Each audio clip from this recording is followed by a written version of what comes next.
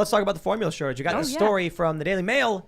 This is what America Last looks like. GOP rep fumes at pallets of baby formula being sent to border centers for illegal migrants, while American babies go without amid nationwide shortage. So she posted this picture she said she got from a border patrol agent. The first photo is from the Ursula Processing Center at the U.S. border. Shelves packed with baby formula. My favorite thing about it, you're going to love this, is there are signs that say, I think it says like 84. I don't know if you can see it. What does it say? It says like 84 times 26 equals 2016. And people are like, it says 2016. It's clearly a very old photograph. What? And it's like, dude, they're talking about the amount of baby formula they have. Everybody who says this is fake doesn't have a child or does not purchase formula. Like it's I mean. But are they really giving it to illegal immigrants instead of Americans? I'm sure they have like a backup supply, right? Like they've probably got their supply line set up. But here's the thing to understand, right? There's a lot of. It's not the hardest to find like the standard issue formula right now, right? There's sort of like the very basic, like most companies that make formula and have some sort of like formula that is the default similar to breast milk formula, right? And that's still available in a lot of places. And even if you can't find the brand you've been used to, you can find like a version of that. The problem is that some babies need these like very niche specialty formulas because they have very special nutritional needs. They just don't tolerate the normal stuff. And those babies are stuck. There might be like 2 companies making that particular type of formula, and they're scrambling. And it's like they can't eat anything else.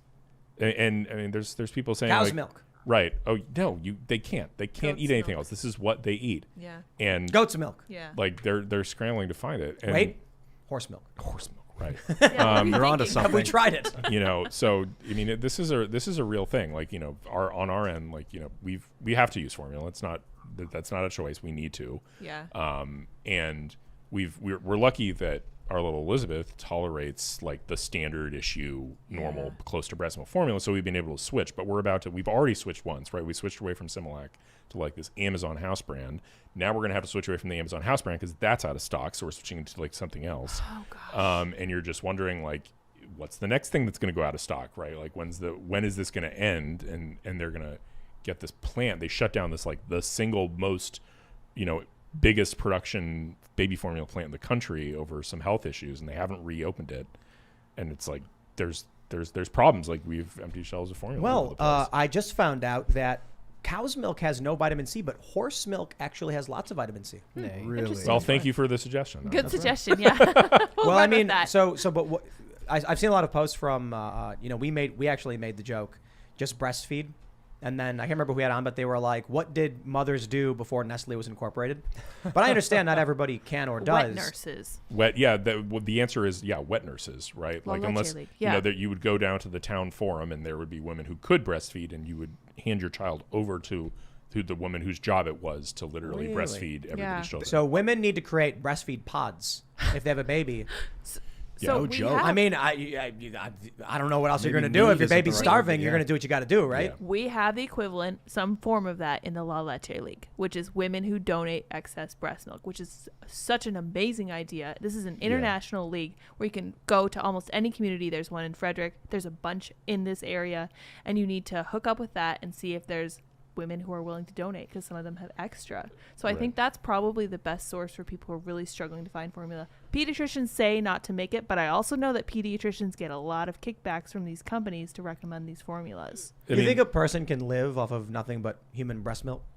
Probably not an adult. Probably not an adult. Yeah. It doesn't. Bodybuilders buy it. Yeah, but they're dumb. I don't know. But yeah, I mean, there's people who are like, and then that doesn't necessarily solve. They're like some babies who can't tolerate breast milk. They really do need very specific things. Well, I mean, but let's be real, Will. I don't think your child is deserving of it because there are oppressed, marginalized babies at the border. Right. Yeah. There was somebody who tweeted. Did you consider that? We tweeted out that I was like, deserve it? Well, we tweeted out that I was well stocked on formula, right? Because like I've seen this coming. This has been in the news, so we got like maybe 2 months of formula in the pantry. Oh, good for you. And somebody tweeted at me. It's like, what about other people's babies? You're being selfish. Like, do you think your child is more important than other people's children? I was like, yes.